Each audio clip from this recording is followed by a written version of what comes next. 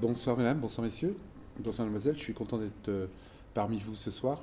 Je tiens tout de suite à préciser d'emblée, et je le dis vraiment et je l'affirme très très fort, parce que c'est des choses sur lesquelles on m'accuse régulièrement, tous les élus, tous les élus en France ne sont pas pourris. Mon discours, c'est pas tous pourris, tous méchants, tous salauds, etc. etc. Ça, c'est un discours que je laisse à des populistes, à des machin. Non.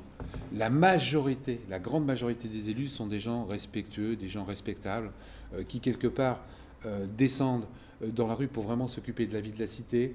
Le petit conseiller municipal de la commune, le petit maire, et j'en connais plein, qui dépensent beaucoup plus d'argent, entre guillemets, que ce qu'ils récupèrent, qui a beaucoup plus de responsabilités, parce qu'aujourd'hui, être élu, à ce niveau-là, c'est aussi une grosse responsabilité, parce que, je vous le dis tout de suite, un panier de basket qui tombe sur un enfant, le maire peut aller en prison à cause de ça. Il y a des petits maires qui touchent 600 euros d'indemnité et qui dépensent 700 euros d'assurance par mois. Quand vous faites la différence, ils perdent déjà 100 euros le début du mois. Donc ces gens-là, moi, je ne les mets pas en cause. Le conseiller municipal chargé du monument mort, je ne le mets pas en cause. Ce que je mets en cause, et ce que je mets dans mes livres, c'est les élus qui profitent de leur état d'élu et de leur fonction pour s'en mettre plein les poches et dénaturer complètement le mot politique. Le mot politique, c'est s'occuper de la vie de la cité. Pour moi, faire de la politique, c'est servir. C'est pas se servir.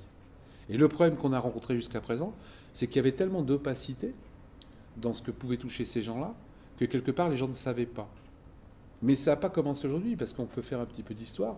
Il faut que vous sachiez par exemple qu'en 1789, donc quand on a commencé à monter l'histoire des députés, on a fait venir des députés de province. Et on s'est aperçu que ces gens-là ne pouvaient pas rester dans Paris. Et que quelque part, l'ensemble des députés ont décidé de leur verser ce qu'on appelle une indemnité. Sauf que déjà à l'époque, 1789, on est en pleine révolution, ils n'ont pas voulu marquer ça dans les comptes rendus. De façon à ce que le peuple ne le sache pas. De façon à ce que les gens de la rue ne sachent pas qu'on versait une indemnité importante à l'époque à ceux qui avaient été élus. Donc ça commençait déjà à l'époque. Et malheureusement, aujourd'hui, ça continue. Et moi, ce que je mets en cause, et on va parler de la représentativité après, c'est ces élus qui se servent de la fonction d'élu pour être au-dessus des lois, au-dessus du commun des mortels, et quelque part nous tromper. Je trouve de plus en plus inadmissible que des gens qui nous demandent de nous serrer la ceinture se rajoutent des crans à la leur. Et en plus, en nous faisant croire qu'ils sont pauvres et qu'eux possèdent la morale. Donc on va parler de la représentativité. Ce que je peux vous dire par rapport à ça, c'est qu'aujourd'hui, je trouve, et je le disais tout à l'heure, les élus ne sont plus représentatifs de la population. Il faut que vous sachiez, et je le dis d'emblée, qu'au niveau de l'Assemblée nationale, par exemple, il n'y a que moins de 1% des députés qui sont du milieu ouvrier. 83% des députés, j'ai bien des députés, je n'ai pas fait d'études sur les sénateurs, sont des gens de cadres supérieurs plus. Or, 53% de la population en France, c'est des secrétariats et des ouvriers. Donc déjà, d'emblée, ces gens-là ne sont plus représentatifs de nous. Ces gens-là sont des professionnels de la politique maintenant. Les gens aujourd'hui ne sont plus des gens qui sont issus du peuple, ils sont issus d'une caste. J'en parle toujours de Manuel Valls, parce que je le connais bien, j'ai bossé 9 ans avec lui. Manuel Valls, par exemple, n'a jamais travaillé. Jamais. Il a commencé sa carrière comme homme politique. D'abord homme de paille, chargé de mission, petit élu sur une commune, mais jamais il a été à l'usine. Et la plupart des élus en France, malheureusement, aujourd'hui, sont dans ce cas de figure. C'est-à-dire que c'est des gens qui ont commencé à 18 ans en suivant un élu, en prenant un mentor. Et vous allez voir qu'au fur et à mesure que je vais vous parler, vous allez percevoir que ça dénature déjà complètement l'élection. Je vais vous parler derrière des escrocs. Et ça a un rapport avec les gens qui font que de la politique. Je l'ai écrit dans un article il n'y a pas longtemps, plus on est truand en France, plus c'est facile d'être élu ou réélu. Ça n'a pas l'air, et pourtant c'est ça. Et ça veut dire qu'aujourd'hui la démocratie, elle n'est plus forcément dans les urnes, elle est dans la façon dont on nous présente les choses. Un escroc et un élu qui se fait réélire, un bon escroc, c'est quelqu'un d'affable, quelqu'un de gentil, quelqu'un qui vous passe la main dans le dos, qui connaît le prénom de votre petite fille, qui a trouvé du boulot à la femme qui a placé votre fille à l'école ou qui a téléphoné pour vous faire sauter vos PV ou vous faire rentrer à l'université. Ça, c'est le bon élu escroc. Ces gens-là sont capables de faire du clientélisme. Moi, j'ai une commune, pas loin d'ici, où elle verse en moyenne 250 000 à 300 000 euros par an pour offrir des cafetières ou des aspirateurs aux petits vieux. Dans ces communes, par exemple, il y a un taux d'abstention énorme. Parce que à quoi ça sert que je me présente contre Balkany, il va être réélu. À quoi ça sert que je me présente contre cet élu que tout le monde connaît, il va être réélu. Donc les gens ne vont pas voter. Parce qu'en plus, et j'en reviens aux élus professionnels, les élus, entre guillemets, professionnels ne se présentent jamais contre ces gens-là. Parce qu'ils savent qu'ils vont perdre. Donc les élus professionnels comme Manuel Axta, ils vont toujours que dans des communes où ils ont 70 ou 80% de chance de gagner. Ils ne vont pas au casse-pipe dans une commune quand il y a un grand caïd. Donc vous voyez, il y a un taux d'abstention énorme. Ces gens font du clientélisme. Et en plus, les élus professionnels ne se présentent pas contre eux. Dans ces communes ne se présentent que les 8e ou les 9e couteaux. C'est-à-dire le petit élu, le petit militant de base qui se bat comme un fou depuis 30 ans, il se présente contre le maire, mais c'est jamais un cadre qui se prend, sauf si ces gens-là sont en fin de carrière. Alors là, par contre, quand ils sont en fin de carrière et qu'ils ont un genou par terre, tu as tous les requins qui se précipitent pour prendre leur place. Donc j'en reviens aux élus professionnels. Les élus professionnels ne se présentent pas contre ces gens-là. Donc ces gens-là sont réélus à vie. Taux d'abstention énorme, clientélisme. Grosso modo, je le disais tout à l'heure, les 30 villes de France aux dernières municipales, les gens ont été élus avec moins de 2 électeurs sur 10. Moins de 2 électeurs sur 10. La remplaçante de M. Ayrault, vous voyez qui c'est M. Ayrault? Qui était Premier ministre, qui est aujourd'hui ministre des Affaires étrangères, et qui se trouve être dans le lit parce qu'il a été condamné pour 2 millions d'euros de détournement d'argent en collaboration avec la mafia. Ouais, ce que je vous dis est vrai. Hein. Tout est factuel. Mais il l'avait fait effacer de son casier judiciaire. Il l'avait fait effacer. Donc ces gens-là ne sont plus du tout représentatifs de la population. Donc la remplaçante, vous savez à combien de pourcentage elle a été élue? 1,4 électeurs sur 10. 1,4 électeurs sur 10. Est-ce qu'aujourd'hui, on peut dire qu'un élu qui est élu avec 1,4 électeurs sur 10 est représentatif de l'ensemble de la population? Je ne crois pas. Hein. Je vais vous donner un autre exemple du vote. Les élections régionales. Vous avez entendu parler des élections régionales? Là, en décembre. On a tous voté. Vous savez, le truc où ils ont pris 22 régions, ils les ont fait passer à 13 pour faire des économies, hein, c'est ça. Hein, ouais. C'est bien comme ça qu'on nous l'a vendu. Hein. Et c'est marrant parce que une fois qu'ils nous ont présenté ça, à 2h du matin, il y a un amendement qui est passé par un des adjoints que je connais bien de M. Valls, qui s'appelle Da Silva, où quelque part ils ont gardé le même nombre d'élus. Donc on passait de 22 à 13 régions pour faire des économies, tout en gardant le même nombre d'élus que pour 22 régions. Mais moi qui ai été élu, je sais ce que ça veut dire. Le même nombre d'élus, ça veut dire quoi? Ça veut dire le même nombre de bureaux, le même nombre d'assistants, le même nombre de voitures, le même nombre d'argent qu'on donne aux groupes politiques. Ils sont où les économies? Ils sont sur le dos des fonctionnaires, ils sont sur le dos des employés, mais sûrement pas sur le dos des élus. Et en plus, je vais vous donner la petite dernière qui est marrante, si vous avez un petit peu suivi la presse, lors de la première réunion en Assemblée Générale, et j'ai été conseiller régional, je sais ce que c'est, ils se font voter des augmentations de 40 à 70%. De 40 à 70%. Et j'ai lu dans la presse qu'il y en avait qui eu le culot de dire, mais c'est dans la loi, on était obligé de s'augmenter. Est-ce qu'en tant que salarié, on est obligé de s'augmenter, nous? Eh bien, eux, ils étaient obligés de s'augmenter. Et il y a des gens qui l'ont cru. Alors oui, il y avait la possibilité qu'ils s'augmentent, parce qu'ils augmentaient la superficie géographique de la région. Mais ils n'étaient pas obligés de le faire. Pourquoi ils l'ont fait? Et ces gens-là nous disent qu'ils font des économies. Alors est-ce que vous savez, on va revenir, avec combien de pourcentage ces gens-là ont été élus? C'est important parce que personne ne s'en rend compte. Donnez-moi un pourcentage. J'adore ça. Pardon?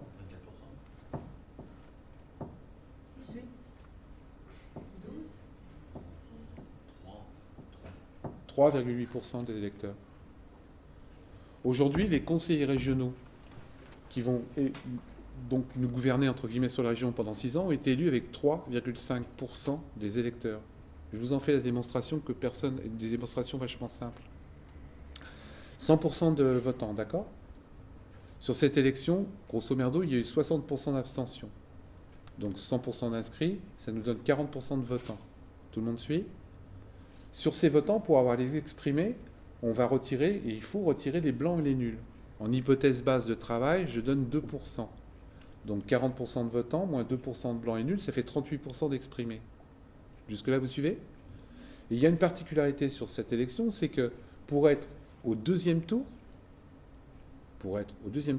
il faut avoir fait 10% des exprimés. Donc, 10% de 38% d'exprimés, ça fait combien? Or, nous sommes dans une élection à la proportionnelle. D'accord? Et donc, dans une élection à la proportionnelle, les 6 ou 7 premiers de chaque liste, que ce soit le gros groupe de gauche ou le gros groupe de droite, on va être entre nous, le PS et le LR, les Républicains, c'est comme ça qu'on dit. À partir du moment où ils sont au deuxième tour, ils sont sûrs d'être élus. Puisqu'au deuxième tour, on ne vote que pour le 8e, le 9e, le 12e, d'une liste ou d'une autre. Mais les 6 ou 7 premiers, ils sont élus. Ça veut dire quoi? Ça veut dire que quand vous êtes dans les 6 ou 7 premiers, c'est pour ça qu'ils se battaient, des listes dominantes, et que vous passez la rampe des 3,8 électeurs sur 100, 3,8 électeurs sur 100, vous êtes sûr d'être au deuxième tour. Ces gens, aujourd'hui, sont légalement élus, mais ne sont plus représentatifs de la population. Et il y a le même problème au niveau des municipales. Réfléchissez-y quand on va arriver en 2020. Au municipal, c'est 10% des exprimés pour être au deuxième tour. Elle est où la démocratie?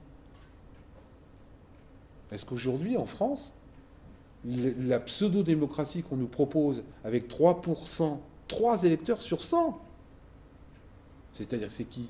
Mon père, ma mère, et éventuellement ma sœur, et puis le cantonnier à qui j'ai trouvé du travail.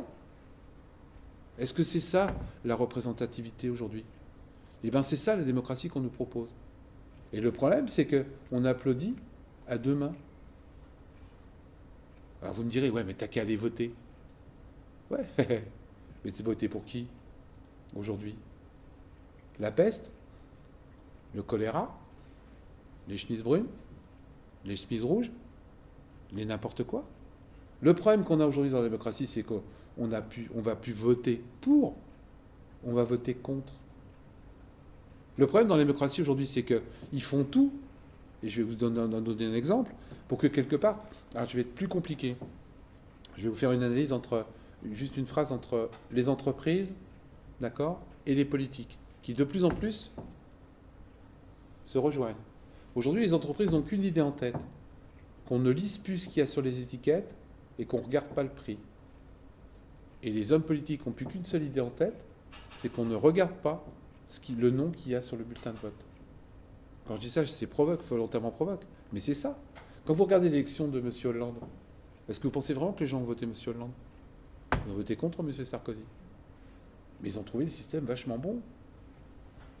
Un petit parti d'extrême droite au deuxième tour, et on est sûr d'être élu. On est sûr d'être élu. Est-ce que vous avez réfléchi aux dates qui ont été choisies pour l'élection présidentielle? Jetez un œil. 3 régions sur 4 sont en vacances scolaires, le premier tour. Deuxième tour, vacances de la Pentecôte, 3 jours. Est-ce que vous pensez vraiment que dans l'état d'esprit où les gens sont, ils vont sacrifier leurs vacances pour aller voter? Moi, j'ai un peu l'impression que là, on favorise un peu l'abstention. Mais pour être élu aujourd'hui, favoriser l'abstention, c'est un bonheur. On est élu avec 2 électeurs sur 100. C'est un bonheur. Vous avez votre petite section politique de gens qui sont complètement ce que j'appelle le militant électeur obtus. Le mec qui, quoi qu'il arrive, n'importe quoi, il votera de toute manière pour le mec de son parti, même si c'est un enfoiré, même si c'est un pourri, même si c'est un voleur, il est de mon parti, donc il est bon. Les seuls qui sont mauvais, c'est les gens qui sont en face. Ça, c'est vos 2%. Et aujourd'hui, tout est fait en politique pour avoir uniquement ces gens-là qui votent pour soi. Tous les types qui réfléchissent, tous les types qui pensent, toutes les personnes qui ont un peu de conscience, on s'arrange et on organise le fait qu'ils n'aillent pas voter. Est-ce que je suis clair? C'est pour ça que quelque part dans les pistes de travail que je propose, parce qu'aujourd'hui quand on est à 80% d'abstention, il y a des élections où il y a 80% d'abstention, je propose moi le vote obligatoire. Parce que quand vous avez une gangrène, et là on est dans le cas d'une gangrène, qu'est-ce qu'on fait? On prend des solutions radicales. Je ne dis pas que c'est la meilleure solution en plus. Je dis simplement que le vote obligatoire c'est un immense avantage. Vous voulez que je vous le donne? Vous n'avez pas eu de chaud ce soir. Je vais vous le donner. Le vote obligatoire, ça supprime l'abstention. D'accord? Si on supprime l'abstention, on est obligé politiquement de donner une couleur politique au vote blanc. Le vote blanc devient un geste politique, puisqu'il n'y a plus d'abstention. Et si le vote blanc devient un geste politique, on va être obligé à demander de donner un pourcentage vrai au vote blanc. Et si on donne un pourcentage vrai au vote blanc, il y a un seuil où les mecs en lice dégagent. Et c'est pour ça que je dis que le vote obligatoire, aujourd'hui, est une des pistes de travail pour remoraliser la vie politique. Il y a des gens qui disent « Ouais, mais attends, la démocratie, la liberté... » Non, non, non. Le vote, dans ces cas-là, c'est de la citoyenneté. N'oubliez pas, mesdames, que vous ne votez que depuis 1945. Avant, vous ne votiez pas. Donc on ne parle pas de liberté, là, on parle de citoyenneté, de la vie de la cité. Aller voter, c'est un geste pour moi, à la limite, normal et qui doit être obligatoire. Parce que le degré de conscience des gens n'est pas suffisamment élevé, et les gens qui nous gouvernent sont suffisamment magouilleurs, aussi bien à droite qu'à gauche. Si on ne fait pas ça, ils feront tout pour qu'on n'aille pas voter. Ou ils feront tout pour qu'on vote pour n'importe quoi. Parce que c'est vrai que demain, c'est ce qui va se passer, ce que les gens veulent. Ils ne veulent pas que vous regardiez ce qu'il y a sur le bulletin. Ils veulent que vous ayez voté parce que vous avez peur de ce qui risque d'arriver. Donc n'importe quelle chèvre qui va se trouver au deuxième tour, je dis bien n'importe quelle chèvre, ou quel requin, ou quel pourri qui va se trouver au deuxième tour, on s'arrange pour que vous alliez voter au deuxième tour parce que vous avez peur de ce qui risque d'arriver. Est-ce que je suis clair dans mon discours? Donc vote obligatoire. J'y rajoute un deuxième petit détail. Le casier judiciaire vierge. Je vous le dis, je vous le distribuerai ça tout à l'heure, je lance une pétition là-dessus. Je ne trouve pas normal qu'un élu aujourd'hui qui représente la société n'ait pas un casier judiciaire vierge. D'autant plus qu'on nous demande à nous, salariés, sur 396 métiers que j'ai répertoriés, de présenter un casier judiciaire vierge. Pire, il y a certains boulots où si vous êtes condamné pendant votre travail, pendant votre job, et ça peut arriver à tout le monde, on peut faire une connerie, etc., etc., on vous vire de votre travail sans indemnité. Vous n'avez même pas droit au chômage, vous êtes viré sans indemnité, parce que vous avez été condamné. Pourquoi? Pour être élu, il ne faut pas présenter un casier judiciaire vierge. Je ne parle pas de la petite pécadille, parce qu'on me l'a sorti, ça. Ouais, mais tu comprends, moi j'ai cassé du flic. Non, non, attends, je ne parle pas de la petite pécadille. Le B2 et le B3, détournement d'argent, et les délits qui ont été déjà répertoriés dans le cadre de l'inéligibilité des élus. La caution, la corruption, etc., etc. Pourquoi un élu qui a été condamné pour agression sexuelle, et j'en ai, a le droit de se représenter et d'être élu? Alors qu'aujourd'hui, quelqu'un qui bosse comme éducateur spécialisé, etc., s'il a le malheur, non, la honte, de toucher un enfant et d'être condamné, il n'a plus le droit de travailler dans un métier où il y a des enfants. Un comptable qui est condamné pour détournement d'argent caractérisé, on lui interdit pendant 5 ans ou 10 ans de bosser dans un boulot ayant rapport avec l'argent. Et moi, j'ai des mecs qui ont violé des femmes, qui se représentent, et qui, le pire, c'est là où ça me rend fou, pour toutes les raisons que je vous donne avant, ont été réélus au premier tour. J'en veux aux femmes. Il y a des femmes dans la salle? Ouais. J'ai du mal à comprendre que les femmes, et j'ai des exemples, j'en ai un qui est dans le 93 à Neuilly-sur-Marne, monsieur Mahéas, qui a été condamné, cassation, etc., pour harcèlement, agression sexuelle sur une employée de sa mairie. Le mec, il a été réélu au premier tour, les doigts dans le nez. Alors, ok, il a eu que 30%, je sais pas quoi, des électeurs qui se sont déplacés, mais dans les 30%, il y avait quand même des femmes. Comment les femmes peuvent voter pour un mec qui a fait ça? Il y a aussi un problème de conscience. Parce que je dis aussi, je le dis souvent, c'est une grosse minorité des élus qui sont truands. Hein. Donc plus on monte dans le haut de la pyramide, moins il y a d'élus, plus ils truandent. Plus on descend, plus il y a des élus, moins ils truandent. Mais il y en a beaucoup qui ferment les yeux aussi. Hein. Parce qu'il y a des miettes. Je dis un élu qui truande. Et c'est pour ça que je suis pour une transparence de plus en plus grande. Un élu qui truande, c'est aussi un élu qui fait signer des papiers, qui fait rédiger un papier par la secrétaire. La secrétaire voit bien qu'il y a quelque chose qui n'est pas clair dans ce qu'elle rédige. Le mec qui présente un truc au conseil municipal et l'ensemble du conseil municipal vote, hein, en regardant ailleurs. Il y a quelques élus qui ramassent des petites miettes. On n'est jamais truand tout seul. Là aussi, il va falloir qu'on révise les choses. Moi, je dis que faire et laisser faire, c'est aussi grave. On parle d'agression sexuelle depuis quelque temps, et moi j'en ai connu quelques-uns que j'ai bien fait. Je vous donne un exemple. Moi, qui étais un petit peu en politique depuis longtemps, vous saviez comment on appelait DSK il y a 30 ans dans les couloirs? Bite à la main. C'était son surnom. Donc tout le monde savait. Il y a beaucoup de gens qui n'ont pas parlé. Hein. Moi, je connais bien Georges Tron pour X temps. Je veux dire, il y a déjà 25 ans que des nanas me disaient, mais quand je vais voir Georges Tron, je mets des bottes, des cuissardes et un pantalon. Tout le monde savait que dans la mairie de Georges Tron, il y avait une table transparente. Sur la table de son bureau, c'était une table transparente. Histoire de pouvoir voir. Personne ne disait rien.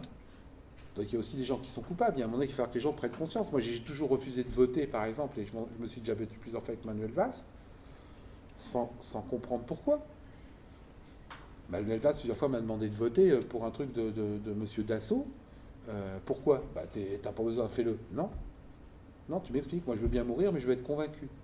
Donc il y a aussi un degré de conscience qu'il faut qu'on reprenne là-dessus. Donc est-ce que vous êtes bien clair que moi, je trouve qu'aujourd'hui, que la démocratie n'est plus représentative? Que quelque part, si on fait le vote obligatoire, au moins les gens, quand ils seront élus à 30% des voix, ils seront élus de 30% de 95% de votants.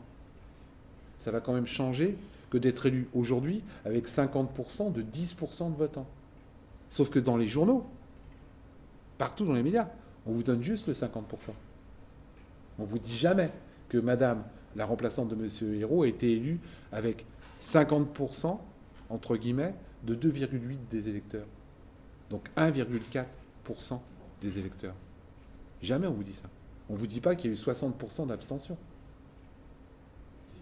On ne vous le dit pas. On vous dit où? Moi j'ai entendu l'exemple que vous citez, je le cite souvent parce que je trouve qu'effectivement c'est lamentable que quelqu'un se fasse élire avec un petit peu de voix, mais je l'ai entendu à la radio ouais. Et j'ai entendu le nom d'abstention. Je me suis dit, elle s'est fait élire avec que dalle.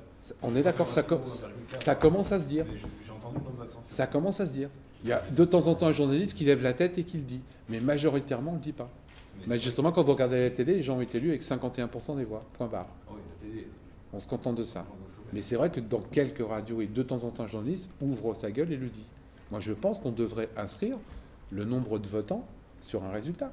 Mais c'est vrai que si on met le vote obligatoire, le problème c'est... Alors je ne dis pas en plus, parce que j'ai des détracteurs là-dessus, que c'est le nirvana, que c'est la meilleure solution, qu'avec ça on n'aura plus de problème. C'est pas vrai. Il y a plus de 90 pays où il y a le vote obligatoire, il y a aussi des problèmes. Mais, par exemple, je regarde la Belgique, même si la Belgique, il y a encore quelques élus corrompus, il y a 5%, de 5 à 7% de gens qui ne vont pas voter. C'est-à-dire que les gens, quand même, quand ils sont élus avec 95% de votants. Pour moi, c'est ça la démocratie. S'il y a des gens qui ne sont pas d'accord, dites-le. Moi, je suis tout à fait d'accord, parce qu'au final, c'est bien beau d'aller tout le temps voter, mais si l'offre politique ne correspond pas effectivement derrière à l'envie des citoyens, on tombe dans une représentativité qui n'en est pas une. On est d'accord. Dans ces cas-là, tu votes blanc. Oui, mais il faut qu'il soit pris en compte. Bah oui, mais dans le cadre du vote obligatoire, ils seront obligés. Avec, si aucun élu c'est ça. C'est vrai que c'est un peu dur à comprendre parce qu'on n'arrive pas à imaginer qu'on peut dégager tout le monde. Mais avec le vote obligatoire, si tu mets un pourcentage au vote blanc, si tes 4 candidats en présent ne te plaisent pas, tout le monde va voter blanc. Donc les 4 candidats, ils dégagent. Donc ta représentativité, tu vas la retrouver parce que... Mais ils sont remplacés par d'autres. Mais à partir du moment où tu sais que tu peux être viré, déjà les truands vont moins se présenter. Si tu rajoutes le casier judiciaire supplémentaire vierge à la plus, déjà t'en élimines plein. T'as plus personne. Non, je dis pas que t'as plus personne.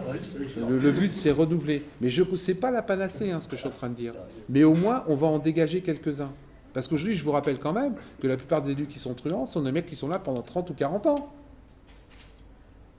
On dit que c'est un boulot, entre guillemets, où moi je pense qu'on est locataire, mais ils se pensent tous propriétaires, les mecs. Et qu'il va bien falloir à un moment donné qu'on trouve un moyen de les dégager. Aujourd'hui, on parle de démocratie. Mais moi, j'ai l'impression plutôt qu'on est revenu au Moyen-Âge. On parle de quoi? On parle de fief. Les mecs, ils sont aux affaires. Ils se transmettent leur mandat de père en fils ou de père en cousin. C'est pas de la royauté, ça. C'est pour ça qu'il faut se débarrasser de ça. Comment ça se fait qu'il y a des gens qui, quelque part, sont élus pendant 40 ans? Et j'en ai une tripotée, j'ai pas fait la liste, mais il y en a un paquet. Regardez dans votre mémoire collective, les élus. Le mec, quand il est élu, ils sont là pour 30 ans, 40 ans. Alors que normalement, c'est des mecs qui devraient juste être de passage. Ils font leur boulot, et après, ils passent la main à quelqu'un d'autre. C'est ça que je veux changer. Et en mettant ce système-là, tu le changes. Parce que le mec, une fois que tu auras ça à casier judiciaire vierge, déjà, il y en a déjà un paquet qui va partir. Et je précise tout de suite, je le dis parce qu'on me le sort, ouais, mais c'est pas juste un mec qui a payé sa dette, il pourrait pouvoir... Ouais, attends, deux choses. Ok. Donc pourquoi tu le fais pour les salariés que tu le fais pas pour toi? Parce que si tu dis que le mec a payé sa dette, dans ces cas-là, pourquoi un mec ne peut pas se présenter comme pompier alors qu'il a payé sa dette et qu'il a un casier judiciaire? Tu vois, c'est la même chose. Ça, c'est le premier point. Deux, je le signale, les gens ne le savent pas, un casier judiciaire, ça s'efface. C'est-à-dire que sur le B2, au bout de 3 ans, tu peux demander à ce que ça soit effacé de ton casier. Pour le B3, qui sont des délits un peu plus importants, au bout de 9 ans, tu peux le faire effacer. Je vous citais tout à l'heure, vous n'avez pas entendu, mais c'est ce qu'a fait M. Hérault. Donc M. Jean-Marc Hérault, qui avait été condamné, a fait effacer ça de son casier judiciaire. Donc tu peux. Ce que je dis simplement, c'est qu'au moins pendant 3 ans, tu dégages le mec. Que pendant 9 ans, il ne peut plus se présenter. Et il n'y a rien de pire pour un élu que de ne plus être sur le terrain. Parce que c'est pour toute élection confondue. C'est-à-dire que tu as un casier judiciaire vierge, tu ne peux pas te présenter à quelque élection, pas vierge, tu ne peux pas te présenter à quelque élection ce soir.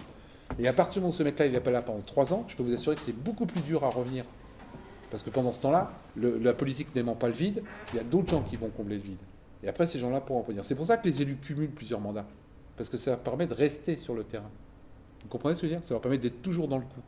Donc ils se réservent 2-3 trucs, en plus du cumul. C'est la même chose qu'une des pistes de travail que moi je défends. Je ne suis pas contre le cumul des mandats. Vous savez que tout ce qu'on vous baratine. Parce que de toute manière, ayant été élu, je sais que même s'il n'y a pas le cumul des mandats, et même si on le réduit, je vais vous l'expliquer, ils trouveront une commune.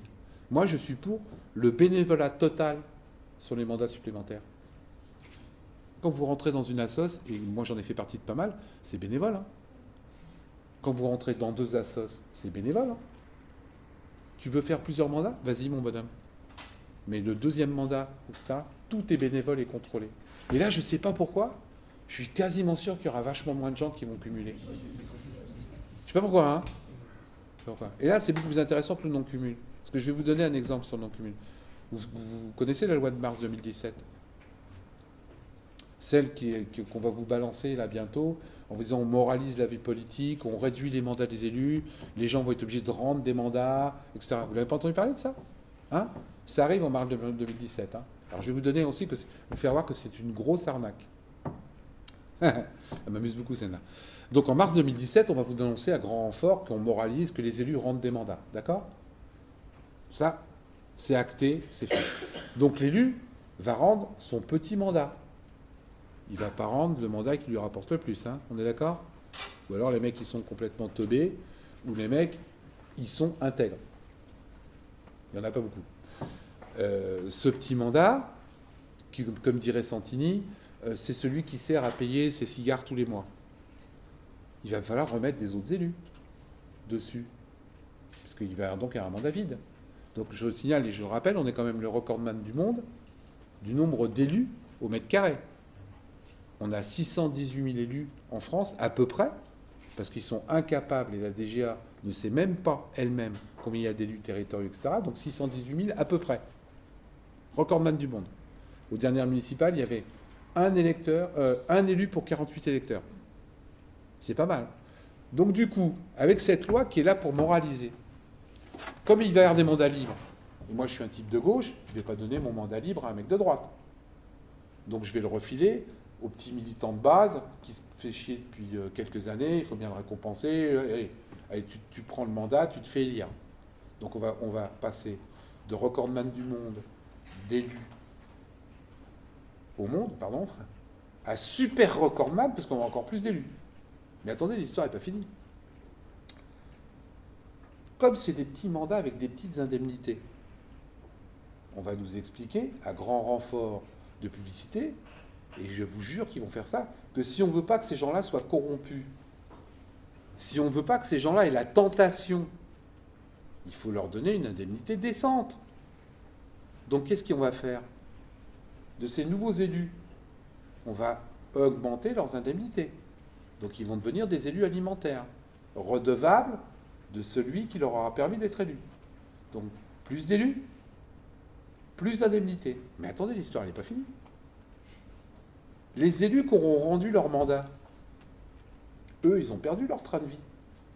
Et il n'y a rien de pire qu'un élu qui perd son train de vie. J'en connais plein. Donc qu'est-ce qu'ils vont faire? Ils vont trouver une combine pour faire augmenter leur représentation ou leurs avantages, etc. Et qu'on ne me dise pas que c'est pas vrai. Dernièrement, il y a un type qui s'appelle Xavier Bertrand, qui avait déclaré qu'il était intègre et qu'il rendait son mandat de député. Et 15 jours après, il se faisait voter 5 000 € de frais de représentation en plus à la région. Donc ça veut dire quoi? Ça veut dire que sur une bonne loi, et qu'on nous a annoncé comme bonne loi, dont on va croire qu'elle est là pour moraliser la vie politique, 1. Encore plus d'élus, alors qu'on en a pléthore. 2. Encore plus d'indemnités et des élus qui deviennent des élus alimentaires. Et 3. Des élus qui, soi-disant, ont perdu leur pognon, qui, quelque part, vont se payer des frais de représentation ou autre chose en douce. On est encore cocu dans cette affaire. Ces gens-là nous prennent vraiment pour des cons. Et on nous balance ça en nous disant, mais voyez, on moralise la vie politique. Pourtant, il y a des trucs vachement simples à faire, ce que je viens de dire. Sur le fait qu'à partir où vous prenez plusieurs mandats, tout mais gratuit et contrôlé. Pourquoi ils ne font pas ça? Plutôt que de nous faire croire qu'ils moralisent et en fin de compte, nous rebalancer encore plus d'élus qui, quelque part, ne seront plus dans notre camp. Parce qu'il n'y a pas pire qu'un type qui a été militant pendant 20 ans, à qui on donne la chance d'être élu et de passer sur le devant de la scène, et qu'en plus à qui on donne du pognon, ce mec-là, je peux vous assurer qu'il fera n'importe quoi pour l'élu qui lui a permis de le faire. Parce que ça devient un élu redevable. Et comme en plus, ces gens-là, en général, après, ils laissent tomber leur travail, et ça, c'est un des gros problèmes de la politique. Moi, par exemple, j'ai jamais voulu quitter mon travail. On me l'a proposé plusieurs fois. J'aurais fait une carrière politique beaucoup plus importante. Beaucoup plus importante. Parce que je suis sympa, j'ai une bonne gueule, j'essaie d'y faire, etc.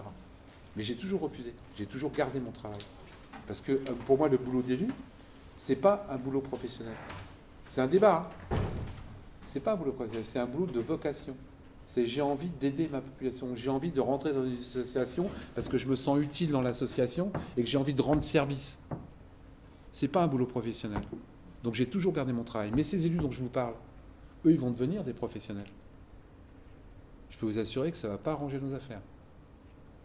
1, ils vont couvrir leurs mentors. 2, ils vont faire comme les autres, ils vont tout faire pour garder leurs avantages. Est-ce que je suis clair dans mon discours?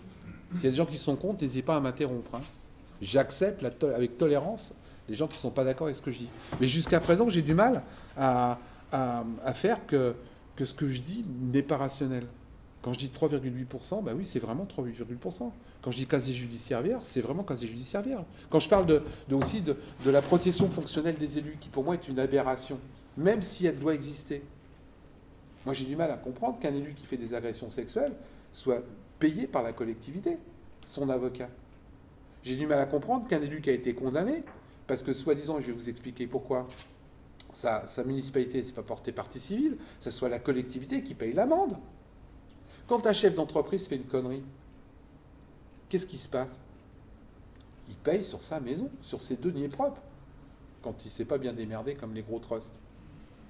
Un président d'association, il y a une loi qui est passée aujourd'hui. D'ailleurs, j'ai démissionné toutes les présidents d'association que j'avais, parce qu'un président d'association de loi 1901, s'il a mal géré son association et que c'est prouvé, il est responsable sur ses deniers propres. C'est-à-dire qu'aujourd'hui, il y a des présidents d'associations pour X raisons, hein, on déclare qu'il y a une mauvaise gestion de l'association, le mec, on lui fait vendre sa maison. Un élu, non. Un élu, s'il a une amende, sauf si vraiment c'est détachable de sa fonction, et malheureusement, ils n'appliquent pas la loi à ce niveau-là, il paye, c'est la mairie qui paye. Je vais vous donner un exemple. Du côté de Rambouillet, il y a un élu qui avait détourné 13 millions, entre 13 et 20 millions d'euros. C'est pas mal, hein. Moi, je ne les ai pas. Hein. Vous les avez, là, il y a quelqu'un qui a 13 millions d'euros dans la salle. Donc, il avait détourné entre 13 et 20 millions d'euros. Déjà, le procès traîne, etc., etc. Je vais passer les détails. Il a été condamné avec 20 000 euros d'amende avec sursis. Déjà là, je l'ai mauvaise. Mais vous voulez que je vous dise le plus marrant? C'est que les gens ont été 3 fois cocu dans cette affaire. Un, son avocat a été payé par la municipalité, puisqu'il a été mis en examen et qu'on s'est arrangé pour que ce ne soit pas détachable de sa fonction. Et l'avocat, dans ces cas-là, je peux vous assurer qu'ils se font plaisir. J'ai un élu qui est pas loin, là, il dépensait par an, et ce que je vous dis est vrai, par an, 2,4 millions d'euros de frais d'avocat. Sur la commune, c'est à Asnières. Pas celui qui est réélu là et qui a été réélu avant. 2,4 millions d'euros. Donc ce mec-là, on a payé son avocat. Les 20 000 euros d'amende. C'est aussi la collectivité qui les paye. Mais vous connaissez la meilleure? Les 13 millions de détournements. C'est aussi la collectivité qui l'a payé. Parce que la mairie ne s'était pas portée partie civile. Comme c'était un mec de sa majorité. J'ai pas honte de le dire, hein, c'était un adjoint de M. Larcher. Vous connaissez M. Larcher? Président du Sénat. Deuxième personnage de l'État. Très grande personne. 18 000 euros de salaire en moyenne d'indemnité par mois. Imposable sur 4 100 euros. Ah ouais, c'est ça les élus. 18 000 euros d'indemnité, imposable sur 4 100 euros. Et bien Larcher, il ne s'était pas porté partie civile contre son adjoint. Donc la population a payé l'avocat, l'amende et a remboursé les 13 millions d'euros. Pendant 3 ans, ils ont eu 70% d'augmentation sur leur impôt de déchets ménagers. À rembourser à qui? Pardon? À rembourser à qui? Parce que le détournement a été fait, c'était de l'argent de la commune. Ah non, c'était de l'argent qui a été détourné, qui a été mal géré, etc. Il fallait le rembourser. C'est de l'argent détourné. C'est pas de l'argent de la commune. Mais de toute manière, c'est de l'argent qu'il faut rembourser. À partir du moment où on vole de l'argent, il faut le rembourser. J'ai pas les détails en tête, je te les donnerai si tu veux. Mais c'est pas de l'argent que tu prends dans une poche et que tu remets dans une autre. Quand tu voles de l'argent, tu voles de l'argent. D'accord? Donc là, il y a eu 13 millions de détournements d'argent. Est-ce que je suis clair? Cet argent-là, il y a des créanciers. Les créanciers a fait les rembourser. Et ben, c'est la population qui a remboursé les 13 millions d'euros sur leurs impôts. Ça, moi, je trouve ça complètement anormal. Et je demande un truc vachement simple. Moi, je suis toujours très rationnel. Je demande simplement que quand un élu est mis en examen dans le cadre de sa fonction et que ça soit contrôlé, systématiquement, la mairie se porte partie civile. Je demande un truc vachement simple. Qu'un élu, quand il détourne de l'argent, il soit condamné le plus près possible de ce qu'il a détourné. Je sors cet exemple qui est un à côté. Tout le monde a en tête la nana qui a payé 40 000 euros de taxi à l'année. Dépensé, ce qu'on a su. Hein. Elle a été condamnée à 4 000 euros, avec sursis. Donc d'un côté, je dépense 40 000 euros, je vole 40 000 euros et je suis condamné qu'à 4 000 euros. Il y a quand même un malaise. Nous, si on... Pardon? Je croyais avoir entendu qu'elle allait rembourser. Non, non. Elle a dit qu'elle avait remboursé. Mais elle a été condamnée à 4 000 euros. Ouais. Ah non, parce que c'était sur ce qu'elle avait remboursé, elle en était pris pour d'autres choses. Son amende, c'était 4 000 euros. Parce qu'en plus de ça, c'est trop facile. Même si tu rembourses, ça veut dire quoi? C'est-à-dire que tu as fait une connerie, tu rembourses un petit peu, et puis tu as le droit de recommencer. Ça aussi, ça commence à être un peu gonflant. Moi, je rencontre si toi tu rembourses, tu vas quand même, on te vend quand même ta maison. Hein. Parce que la loi est différente. Alors peut-être tu as le droit de détourner du pognon, tu as le droit de faire des malversations, tu as le droit de faire de la corruption. Je dis bien, tu as le droit de faire. Et puis tu rembourses un petit peu, et puis le juge dit, attends, vous avez remboursé, on laisse tomber, monsieur. Ça veut dire quoi, ça? Ça veut dire qu'il n'y a que ceux qui ont du pognon qui peuvent donc rembourser, qui quelque part en absous. Donc ça, je ne veux même pas l'entendre. Et c'est ce qui se passe aujourd'hui, parce que j'ai plein de cas. Où le mec, il a remboursé, faute à moitié, faute, comment on dit? Faute avouée ou faute remboursée à moitié pardonnée. Non, ça va quoi. Tu as fait une connerie, tu payes. Parce que nous, on ne nous fait pas. Le problème, c'est que si la loi était la même pour tout le monde, à la limite, moi, je voudrais bien le comprendre. Mais quand je vois que des procès pour des élus, et j'ai toutes les preuves dans mes bouquins, il faut 15 ans ou 20 ans pour que ces mecs-là soient condamnés. Toi, si jamais tu fais un détournement d'argent, pour X raisons, 3 mois après, tu as ton procès, 4 mois après, on vend ta baraque. 4 mois après. Je vais vous donner un autre exemple qui me rend fou aussi, celui-là. J'ai un ancien ministre qui a été condamné, pour une fois, il y en a un, qui a été condamné pénalement à 2 ou 3 millions d'euros d'amende. Là, pas de bol, c'est lui qui paye. Mais c'est pas fini. Le mec, il était voir son percepteur. Ce que je vous dis est vrai. Prouvé. D'abord, ils n'ont pas porté plainte contre moi. Hein. Et c'est écrit.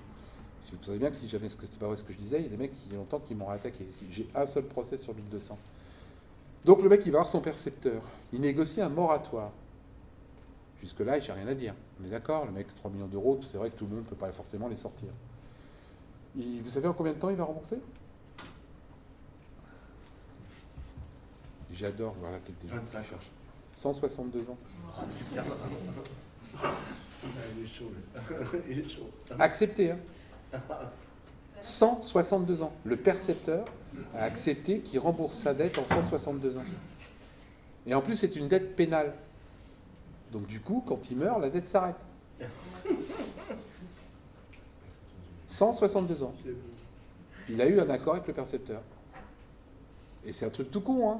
Parce que nous, on a eu, simple, on a eu la somme qu'il avait à payer et la somme que le percepteur l'autorisait à rembourser tous les mois. Bon, on a juste fait la division, hein. Alors que ce mec-là, il a des biens. Moi, je le connais. Il a un petit château, il a un appartement à Paris. Ça. Est-ce que nous, on nous fait ça? Est-ce que nous, si on va voir le percepteur, parce qu'on a 2000 euros de retard de paiement d'impôts, on nous permet de faire un étalement sur 162 ans? Vous ne connaissez pas meilleur, parce que j'ai creusé hein, ce truc-là. La retraite des élus n'est quasiment pas imposable. Donc le mec, il a fait jouer sa retraite d'élu, quasiment pas imposable. Ok, je te prends que 1500 euros par mois. Elle n'est pas belle la vie pour ces gens-là? Et nous, c'est pas pareil. Allez, je vous en donne une petite. Tout le monde sait ce que c'est qu'une pension de réversion. Hein, c'est quand ton épouse ou ton époux meurt, ou ton compagnon ou ta compagnon si tu es homosexuel. Donc on reverse la moitié de la pension de ton compagnon ou de ta compagne. En France, pour les salariés, c'est 54% de 19 936 euros maximum. 19 936 euros maximum. Maximum, hein. Donc c'est déjà 1500 euros par mois. Et si toi, tu gagnais quelque chose, ça diminue. Moi, j'ai une amie qui vient de perdre son mari, elle touchait déjà une petite retraite. Sur la pension de réversion de 2000 euros de son mari, elle touche que 357 euros.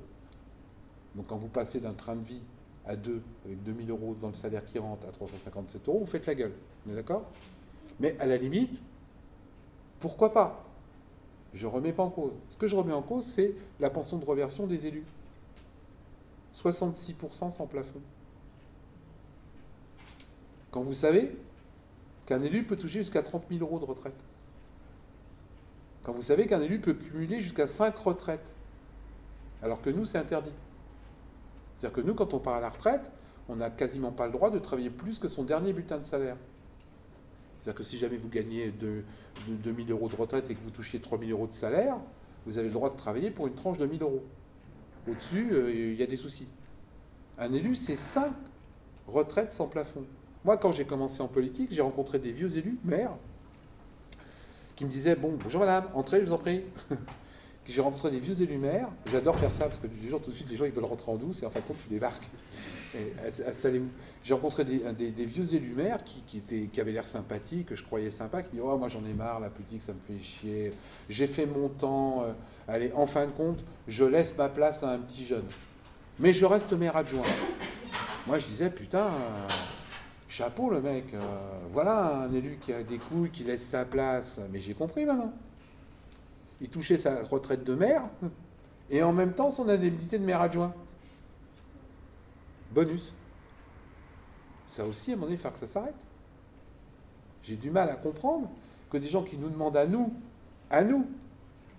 de serrer notre retraite, parce qu'il faut savoir que personne ne le sait, mais dans 2 ou 3 ans, la retraite, elle va passer à 67 ans. Elle est déjà quasiment à 64. Parce que là aussi, on nous annonce des choses qui ne sont pas vraies. Je vous donne un petit exemple. La retraite, elle a 62 ans aujourd'hui. On est d'accord? Tout le monde est d'accord? Ben non, c'est pas vrai. La retraite, elle est à 64 ans aujourd'hui. Vous savez pourquoi? C'est simple, mais les gens n'ont pas fait gaffe. 62 ans, c'est la retraite de base. La retraite de sécurité sociale. La retraite complémentaire est passée à 64. Mais ça, on oublie de vous le dire, en gros. Sauf qu'aujourd'hui, les personnes qui prennent leur retraite à 62 ans, quand ils s'aperçoivent qu'ils vont toucher que 700 € ou 800 €, qu'est-ce qu'ils font? Ben, ils continuent, hein. Ils attendent d'aller jusqu'à 64. Donc sur le papier, on nous fait croire que la retraite est 62, mais dans la réalité des faits, elle est à 64 ans. Je suis le roi de fouiller sous les tapis. Je vous en donne une autre sur la retraite. Vous savez, la retraite pour carrière longue à 60 ans. Vous en avez entendu parler? Donc quand vous avez bossé plus de 5 trimestres avant 18 ans, moi je suis dans ce cas-là, hein, je pourrais même partir à la retraite déjà depuis longtemps, vous pouvez partir à la retraite à 60 ans. Ça a été annoncé comme un progrès social. Hein. Tout le monde est d'accord? Ah putain, ils ont bien fait les mecs. Hein. Sauf que, on commence à découvrir qu'ils ont passé des petits textes de loi dedans. Une femme qui a eu un cancer du sein, qui a été arrêtée de 3 ans, elle a fait une carrière longue, elle se pointe, on dit non madame, vous avez été 3 ans malade, il faut les rajouter à vos 60 ans. Donc aujourd'hui, et qu'on ne me dise pas moi, que quelqu'un qui a eu un cancer, il l'a fait exprès. Que c'était un feignant. Un ouvrier qui travaille sur un chantier, qui s'est cassé la jambe, qui a mis 8, 9 mois, 1 an, 2 ans à se remettre la hanche, qui est tombé du chantier, etc. Il arrive, il a commencé à bosser à 14 ans, il arrive à 60 ans, la loi dit je peux prendre ma retraite. Non, non, monsieur, monsieur, là vous voyez, vous êtes resté, vous avez eu 6 mois dans le plâtre, 12 mois de rééducation, il faut les rajouter. Mais ça, on a oublié de vous le dire. Et ça me rend fou, ce genre de loi. Où on vous fait croire que c'est bien, et en fin de compte, dans la réalité des faits, c'est faux. Mais c'est notre faute, hein. Parce qu'on ne va pas chercher. Hein. Je vous en donne une autre gratos? Allez, je vous en donne une. Il y a une loi qui est passée il n'y a pas longtemps, que je l'adore celle-là, sur le fait que vous ne pouvez plus acheter quelque chose maintenant en liquide au-dessus de 1 000 €. Vous l'avez vu cette loi? Elle est géniale, hein. C'est-à-dire qu'on nous a expliqué que c'était pour lutter contre le trafic de blanchiment d'argent. Et encore une fois, comme on est con, c'est le pouvoir qui le dit, et là aussi j'en veux aux gens, parce qu'à partir du pouvoir le dit, vous ne remettez pas en cause, les gens le croient. Moi j'ai été voir la loi, j'étais fouillé dedans. Donc déjà, très honnêtement, 1 000 €, les trafiquants de drogue, j'en connais quelques-uns, ils rigolent les mecs, hein. C'est pas comme ça que ça se passe. Mais j'ai découvert un petit truc dans la loi. Au PMU, on peut continuer à payer en liquide jusqu'à 3 000 €. Bon, moi je suis un type con, mais des mecs qui essayent de truander sur le pognon, j'en vois dans ma ville d'Évreux, ça passe souvent par le PMU. Le casino, Hein? au casino, ça va être plus élevé, je pense. Non mais attends, c'est fou. Ouais, au casino aussi. Donc nous, simple lambda, au-dessus de 1 000 €, on ne peut plus payer en liquide pour mieux nous tracer. Parce que derrière, il y a d'autres choses. Hein. C'est pas seulement le fait de prendre du liquide, c'est aussi pour nous tracer. Et pour jouer au PMU ou au casino, tu as le droit de jouer à encore plus de liquide. Mais pour qui on nous prend? De plus en plus, ces gens-là nous prennent pour des cons. Mais comme c'est le pouvoir qui le dit, on le croit. Et moi, je raconte, oh, c'est bien, ils ont lutté contre le trafic de drogue. Pauvre con, hein. Regarde un peu. Regarde un peu, ils sont petit à petit en train de nous serrer. Sous des prétextes de démocratie, sous des prétextes de sécurité, sous des prétextes de lutte contre des malversations. En fin de compte, ils l'organisent. Parce que petit à petit, quand on pourra plus payer en liquide, ça veut dire quoi? Et personne ne s'en rend compte, et là, je digresse par rapport aux élus. Parce que c'est ce qu'ils sont en train de nous préparer. Là, on va être obligé de payer par carte, hein, tout. On est d'accord? C'est fait pour. Il n'y aura plus d'argent liquide. Sauf que si jamais vous êtes payés tous par carte, moi je vous tiens. Celui qui est derrière la manette, là. Avec une carte, moi je sais tout ce que vous faites. Aujourd'hui, j'ai des amis qui sont capables de me dire ce que vous avez mangé, avec qui vous baisez, où vous étiez, combien il y avait de couverts chez vous hier soir. Tout ça grâce à une carte de crédit. Une carte de crédit, en plus, on sait où vous êtes. L'argent liquide, tu peux le donner à monsieur et puis tu vas le dépenser ailleurs. Ça va être un bonheur. Un bonheur pour tous ces gens-là. Mais il y a des gens assez bêtes pour croire que ça va être plus pratique. Parce que c'est comme ça qu'on va vous le vendre. Vous vous rendez compte, vous n'avez plus besoin de vous travailler d'argent. On va plus voler de liquide aux petites mémés. Ça va être vachement plus pratique pour vous. Vous n'aurez pas besoin de vous trimballer avec de l'argent liquide. Vous allez avoir une petite carte. Mais vous allez faire rouler. Mais là, je digresse. Hein. Excuse-moi, reprends-moi, Hakim, parce que là, je suis parti sur un autre sujet. Si ça vous gêne, vous me le dites. Hein. Mais c'est un truc qui me rend fou parce que les gens ne se rendent pas compte, comme en politique. Les gens ne se rendent pas compte que sous le prétexte de soi-disant démocratiser, d'être encore plus ouvert vis-à-vis des gens, on est en train de nous rouler la tête et de nous enfermer dans un truc qu'on ne pourra pas s'en sortir. Comme pour les élus. Comme pour soi-disant le vote qui est démocratique et en fin de compte est complètement antidémocratique. Aujourd'hui, on est malheureusement de plus en plus dirigé par une caste de gens qui sont de moins en moins nombreux, qui ont toutes les rênes. Et ils vous font croire que vous pouvez faire ce que vous voulez. Alors, on en était où?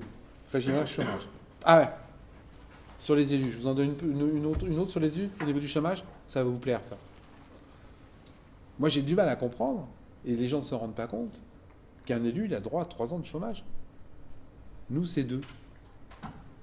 Ça, c'est le premier point. 2, ils ont institué une loi où un élu qui est plus élu, de son propre fait, hein, je ne parle pas d'un élu qui est battu.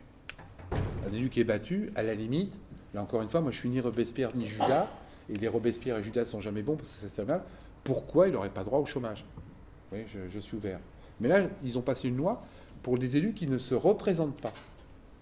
Et un élu qui ne se représente pas, pour moi, je l'assimile à quelqu'un qui démissionne. Le mec qui ne se représente pas, il va faire autre chose, c'est son droit. Et bien un élu qui démissionne, donc qui ne se représente pas, il a droit à 3 ans de chômage. Truc de fou, hein. Et un député qui ne se représente pas, 3 ans de chômage, vous connaissez quelle est sa dernière mensualité de chômage? 1 425 € pendant 3 ans. C'est un bonheur. Hein. En plus, lui, il ne pointe pas la NPE.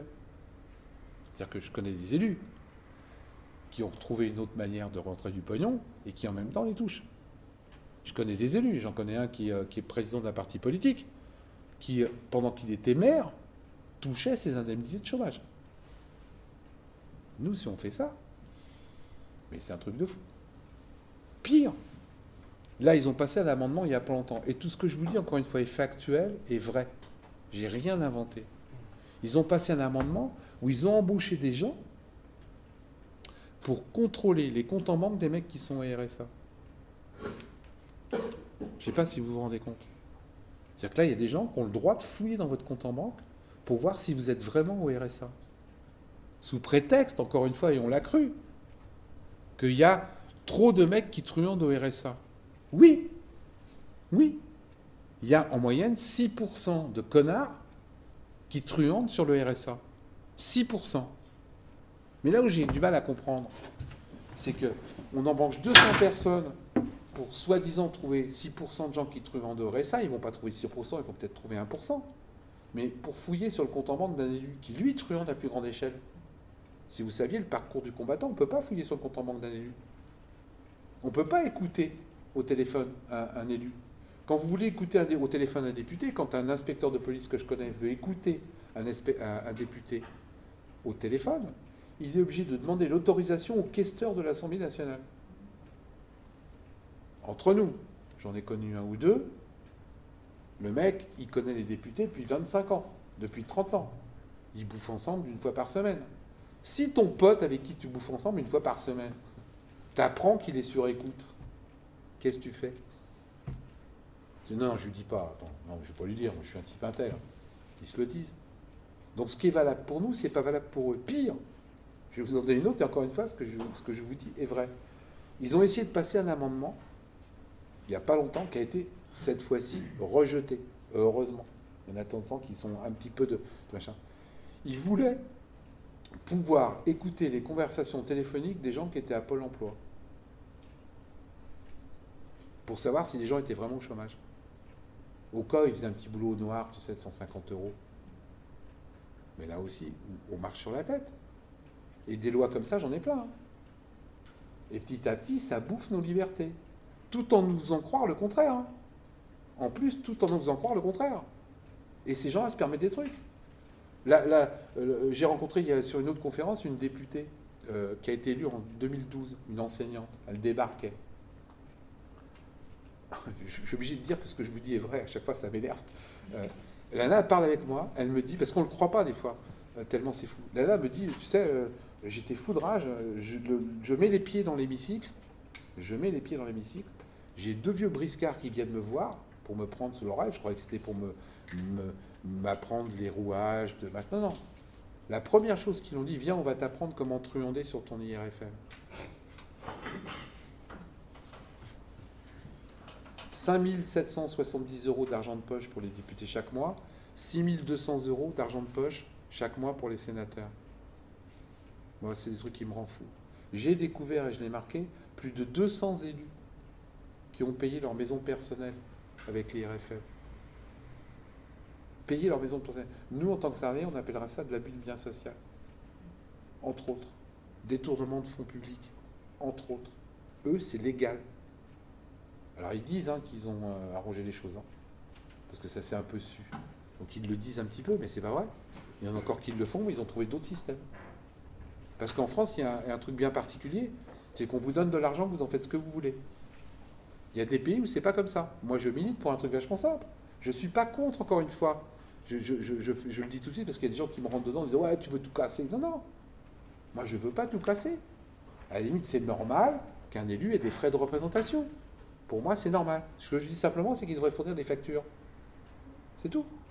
Il y a certains pays où tu payes ton restaurant, et après, comme un chef d'entreprise, et après, tu vas apporter à comptable ta facture, et tu te fais rembourser. On sait ce que tu as acheté, et on sait comment tu l'as acheté. En France, c'est pas ça. On te donne le pognon, tu fais ce que tu veux. Et j'ai découvert un député qui, avec son IRFM, s'est payé de la thalassothérapie et des voyages au Sénégal à lui et toute sa famille. Et le mec, il n'était pas content, il a porté plainte en diffamation, en plus. On avait les billets d'avion, on avait les factures de thalassothérapie, il dit, mais ouais, c'est là, je porte plainte en diffamation. C'est comme ça en France. Ils sont attaqués, les mecs, ils te rentrent dedans. D'abord, c'est simple, un élu, c'est pas coupable. Un élu, c'est innocent. Non, pardon, un élu, c'est pas responsable. Et quand il est réélu, il est innocent. Je ne vais pas être coupable, j'ai été réélu. Et je suis sûr que c'est des formules qu'ils emploient. Moi, je dis simplement que ça serait vachement simple. Il y a certains pays qui sont intéressants, comme la Suède, par exemple, où il y a un gros bouquin qui sort tous les ans. Alors, c'est vrai que c'est chiant. C'est un espèce de gros dictionnaire. Et bien, dans ce dictionnaire, il y a jour par jour, quasiment heure par heure, ce que dépense chaque membre du gouvernement. C'est-à-dire que le secrétaire, le matin, il se lève, il a un petit déjeuner avec 3 personnes, il y a marqué secrétaire de machin, petit déjeuner 3 personnes, 70 €. Le ministre se rend à tel endroit, ministre pris les transports en commun, ticket 2,50 €. Et tout est marqué jour par jour. En France, c'est le flou le plus absolu. Il n'y a aucun contrôle. Aucun. La réserve parlementaire. 130 000 € par député. Vous gagnez 130 000 € par an, là ? Eh ben, c'est 130 000 € qui font ce qu'ils veulent. Les sénateurs, ça peut monter jusqu'à 350 000 € par sénateur. On a découvert que ça servait à financer des gendarmeries. Ils financent ce qu'ils veulent avec. Alors ils me disent, ouais, mais je me suis engueulé, j'étais à l'Assemblée nationale il y a pas longtemps, je me suis engueulé avec eux. Ouais, mais on fait du bien public, on rend ça. Ben oui, mais attends, c'est complètement arbitraire. Si moi je suis un opposant, tu vas me donner du pognon ? De quel droit tu disposes de cet argent-là, comme tu veux ? Moi, j'ai découvert des élus qui montaient des associations bidons et qui se versaient la réserve parlementaire dans l'association. Aucun contrôle. Mais rendez-vous compte, c'est notre argent. C'est mon pognon. Les gens ne se rendent pas compte. Les 130 000 € que tu dépenses, c'est moi qui te les ai donnés. De quel droit t'en fais ce que tu veux ? Eh bien, c'est normal. Ils sont élus, ils sont au-dessous de nous, ils peuvent le faire. Il y a une députée qui a un peu de couilles, qui a essayé de déposer... qui a déposé une loi, c'est une formule, qui a déposé une loi pour justement qu'on supprime la réserve parlementaire. Je peux vous assurer que cette députée, elle ne va pas être élue. Ils vont s'arranger pour que quelque part, elle ne passe pas. J'étais à la réunion où elle était avec moi, elle s'est fait incendier par ses collègues. C'est là où je deviens fou. Moi, mon premier patron s'appelait Henri Krasuki. Je ne suis pas communiste, mais pour ceux qui connaissent. Il y a des trucs qui vont quand même rester. J'ai du mal à comprendre. Aujourd'hui, j'ai vu des textes de loi qui sont passés. Des communistes ont voté contre. Pour moraliser la vie politique, les communistes ont voté contre. J'ai du mal. Ça veut dire quoi ? Ça veut bien dire que ce n'est pas la couleur politique qui fait l'individu. C'est le système qui est mis en place qui fait que les gens se vautrent dedans. Je vais vous donner un autre exemple, parce que j'ai bien parlé par exemple. Il y a une fois un député qui dépose une loi, on était déjà dans la merde, en disant, pour montrer l'exemple, on va réduire notre indemnité de base de 10%. l'indemnité de base des parlementaires députés. Donc le mec, il a déposé un amendement, c'est passé en commission, etc. Et c'était là pour être voté. Donc il demandait à ce que les députés réduisent leur salaire de 10% sur l'indemnité de base, c'est-à-dire 500 € par mois. C'était que dalle. Est-ce que vous savez combien il y a de députés qui ont voté pour?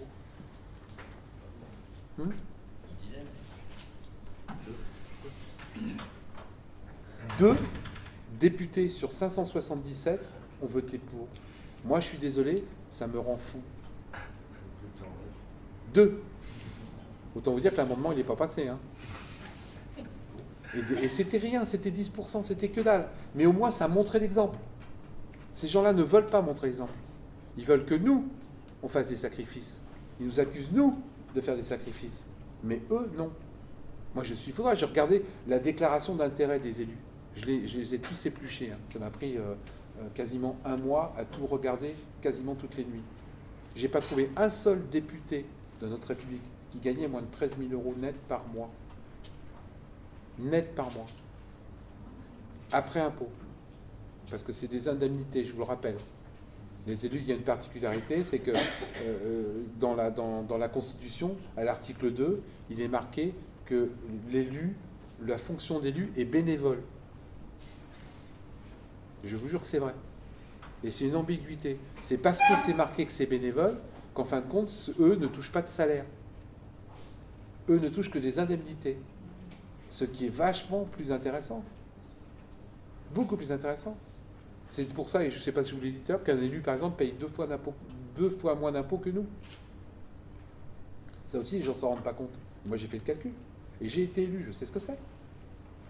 Nous, quand on travaille, par exemple, vous avez plusieurs boulots. Donc, vous êtes imposé sur le cumul de ce que vous gagnez. Est-ce que je suis clair?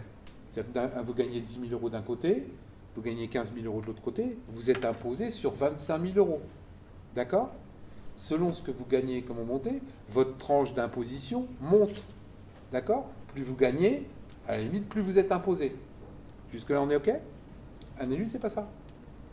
Un élu, il est imposé sur chaque tranche de ses indemnités. Donc, s'il a un petit mandat de conseiller régional, il est imposé sur 2 500 €. S'il a un mandat de député, ou comme M. Larcher, 18 000 €, il est imposé que sur 4 000. Mais les deux ne s'additionnent pas. Donc, il reste automatiquement dans des petites tranches. Donc, quand un élu gagne 20 000 € et que vous gagnez 20 000 €, moi, je paye 10 000 € d'impôts, mais l'élu, il n'en paye que 5 000. C'est pas beau, la vie? Et ces gens-là viennent nous expliquer qu'on n'est pas assez civique. Ces gens-là viennent nous expliquer que, quelque part, c'est nous les méchants. Que c'est nous qui ne sommes pas assez, qui ne comprenons pas qu'on ne participe pas assez à l'effort de la nation.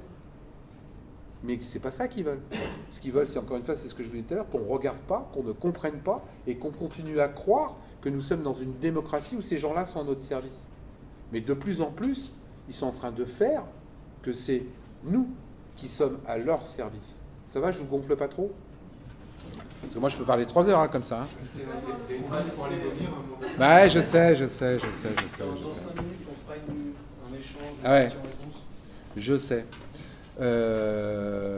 Ouais, qu'est-ce que je peux vous parler encore?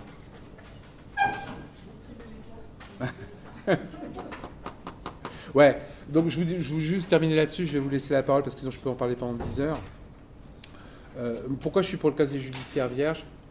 Et parce qu'il y a des gens qui disent, ouais mais tu comprends, il y a déjà une inéligibilité systématiquement, il y a des députés qui déposent des trucs pour que l'inéligibilité à vie, vous en avez entendu parler, tout ça malheureusement c'est bidon. L'inéligibilité, ce n'est pas constitutionnel. Une éligibilité à vie, de toute manière, ça sera toujours retoqué par le Conseil constitutionnel. En 2010, il y avait une peine d'éligibilité. Il y a un mec qui avait été condamné pour agression sexuelle.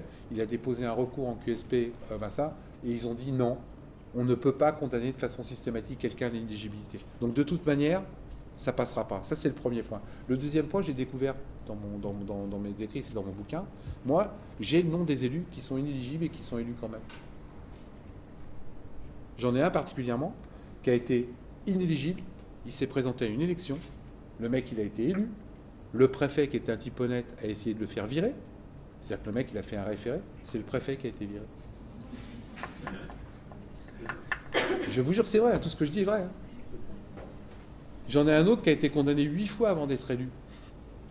8 fois. Détournement de chèques, enfin, c'est pas des gros trucs, mais c'est des trucs quand même importants. Le mec, il a monté une liste, il a copié des bulletins de vote sur d'un programme, il était dans le sud, il a copié un truc, mais en copier-coller. Hein. Le mec, il est élu. Pendant qu'il est élu, il était condamné 2 fois. 2 fois. À tel point que le maire, quand il voyait ce mec arriver, il planquait tous les tampons et tout, de peur que le mec il parte avec les tampons. Pas possible. Donc c'est pour ça que moi je dis l'éligibilité, ça sert à rien. J'en ai un autre, attendez, j'en ai un mieux encore, je m'en souviens de celui-là. Un maire d'une commune. Le mec, il a été déclaré inéligible en Conseil des ministres. On peut pas mieux, hein. J'ai les preuves, hein. En Conseil des ministres, c'est-à-dire que je sais plus si c'est Hollande ou Sarkozy, il vote un truc, il signe, ce mec-là, il a fait tellement de trucs, pof, on le déclare inéligible. 3 ans après, il est réélu maire. Et il y est toujours, hein. Donc l'inéligibilité, ça aussi, c'est un leurre. La meilleure façon, et c'est vrai que c'est un peu plus long, c'est le casier judiciaire vierge. Quand tu vas faire du sport, entre guillemets, tu présentes un certificat médical. Si tu n'as pas son certificat médical, tu ne peux pas faire le sport. Pourquoi on ne pourrait pas faire la même chose pour être élu? Inéligibilité, c'est du pipeau. Tous les gens qui vous disent inéligibilité, renvoyez dans le machin, ça ne sert à rien, c'est pas applicable, et en plus, c'est pas appliqué. Si vous avez des questions, je suis à votre disposition. Je précise que tout ce que j'ai écrit dans mes bouquins n'est que du factuel. Sur 1200 personnes, j'ai eu un procès. Et de ma faute. J'assume. Sur des goudrons du plume, d'ailleurs on est en train de tous les faire revenir pour que je supprime les 3 lignes où je me suis bourré. Il y a un mec dans le midi de la France, il devait être 2h du matin, j'ai pas fait gaffe. Et il a été mis en examen pour détournement d'argent, il avait embauché son frère, etc., mais il y avait un autre mec qui était en procès avec lui, et l'autre mec a été condamné, et j'ai pas dû faire gaffe, et j'ai attribué la condamnation à ce premier mec. Donc il me fait un procès, j'assume, etc. C'est la seule erreur que j'ai faite sur 1200 élus. Et ça fait 3 ans, et jusqu'à présent, il n'y en a pas un seul qui m'a fait un procès. Tout ce que j'écris est vrai, y compris dans pire des temps. Quand je dis que les gens s'en mettent plein les poches, quand je dis qu'il y a des élus qui gagnent 800 000 € et qui continuent à prendre leur toucher, leur machin, quand je dis qu'il y a des élus, et j'ai oublié de vous le dire, ça c'est important. J'ai foudrage aussi avec ça. Excuse-moi, tu m'accordes encore 2 secondes? Donc, depuis 2 ou 3 ans, ils vous ont pondu un truc vachement intelligent pour moraliser, qui est la déclaration d'intérêt et d'activité des élus. Vous savez qu'ils ont obligation de mettre sur leur paplard ce qu'ils ont gagné, etc., etc. Je vous en parlais tout à l'heure, ce que j'ai, moi, épluché pendant 1 an. La moitié des élus ont rempli ça n'importe comment. Il y en a même qui n'ont rien rempli du tout. C'est sur leur bonne foi. C'est-à-dire qu'il n'y a aucun contrôle derrière.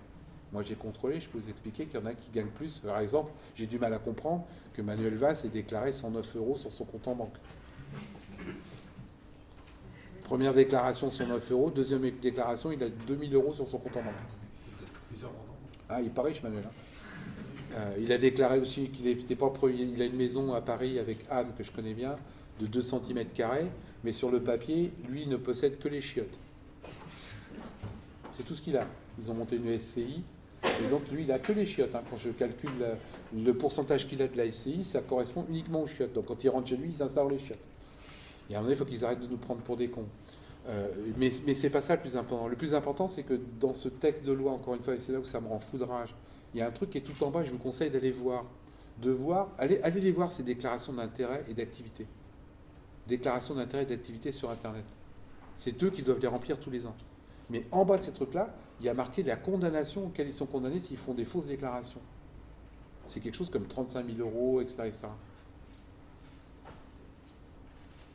Rien. Rien. Il y a une pseudo-haute autorité qui a été montée, que je dois avoir ce MICA. Rien. Il y en a qui ont dit « j'en ai rien à foutre » qu'on met dessus. J'en ai rien à foutre, il y en a un qui a mis ça. Néant, ça ne vous regarde pas, alors que c'est la loi. Est-ce que nous, si on fait ça sur notre déclaration de revenus, ils vont nous dire « ouais, t'as raison ». Donc les propres mecs qui pondent des lois pour nous serrer, sur leur propre déclaration qu'ils ont obligation de faire, les mecs, ils mettent n'importe quoi. Et en plus, sur chaque déclaration en bas, il y a marqué « attention, si tu remplis mal, tu es condamné à 35 000 € d'amende ». Où c'est qu'on va? Mais comment on peut croire que ces gens-là... Et il y a des gens qui croient que c'est bien, que c'est un progrès. Ils ont maquillé une fois de plus. La déclaration de patrimoine, et je termine là-dessus, Vous en avez tous entendu parler. Où ils doivent inscrire, etc., combien ils ont de patrimoine avant et on puisse comparer à la fin. Mais si vous saviez le parcours du combattant pour aller voir ces déclarations de patrimoine, d'abord, il faut que vous soyez électeur dans le département de l'élu que vous allez voir. Si moi, je veux aller voir le patrimoine de Balkany, je ne peux pas. J'habite dans l'Essonne, lui dans les Hauts-de-Seine, je n'ai pas le droit. Déjà, par rapport à la vie. 2, il faut que vous preniez rendez-vous 15 jours à l'avance. Vous pouvez payer n'importe comment. 3, vous ne pouvez pas y aller avec un appareil photo, avec un stylo, etc., etc. C'est interdit. Vous avez quelqu'un derrière vous. Vous devez lire, mais de mémoire. Je crois qu'il y a de certains départements où ils vous autorisent un crayon à papier. Vous pouvez recopier sur un crayon papier la déclaration. 4, vous n'avez pas le droit de divulguer quoi que ce soit de ce que vous avez lu. On est d'accord, hein? Mais, et on a pris ça pour un progrès social, hein? Mais vous ne connaissez pas le pire. C'est que moi, j'ai le mec en meilleur que moi qui fouille sous le tapis. Donc si vous divulguez quelque chose que vous avez lu, déjà après avoir fait tout le parcours du combattant, d'accord, c'est-à-dire que vous reteniez de tête tout ce que le mec il a dans son patrimoine, ok, et vous êtes un génie, vous êtes un aspergeur, je ne sais pas comment on dit là, Asperger, vous retenez tout en photographié, vous ressortez, votre condamnation est plus importante que si l'élu fait une fausse déclaration. C'est-à-dire que l'élu dans son patrimoine, si on découvre qu'il fait une fausse déclaration, je vous résume, lui il est condamné à 30 000 € d'amende, mais si vous divulguez sa fausse déclaration, vous êtes condamné à 50 000. Vous n'avez pas l'impression qu'on nous prend pour des cons? Mais le problème, c'est qu'il n'y a que des fouineurs comme moi qui s'en rendent compte. Parce que moi, j'ai pris le temps et que je suis de l'intérieur, j'étais voir. Et que vous, on vous fait voir que la surface de l'iceberg. Et comme la surface de l'iceberg, elle est belle, vous y croyez. Mais moi, je vous le dis et je vous l'affirme. La démocratie est en train de se transformer en France dans un pays sous dictature sous-jacente. On ne s'en rend pas compte. Mais c'est de plus en plus grave. Moi, là, je suis sur lui, j'ai un camarade que je connais, pas un camarade, les gens vont croire que je suis un communiste, ce qui n'est pas le cas. Je suis dans aucun parti politique, je ne suis pas payé par les Russes et je ne suis pas payé par le Front National. Il y en a qui me le sortent. Par la CIA non plus. Je suis totalement indépendant et impertinent. Donc, je le dis parce que c'est des trucs qui arrivent. J'en étais où du coup? Ah oui, j'ai un gamin que je connais, et ce que je vous dis encore une fois est vrai. Il a partagé une photo sur Facebook. Partagé une photo sur Facebook. Alors, ok, la photo était de mauvais goût. Je le reconnais. Je ne sais pas si pour ceux qui l'ont vu, c'était la photo de Manuel Valls dans un truc d'auto-école.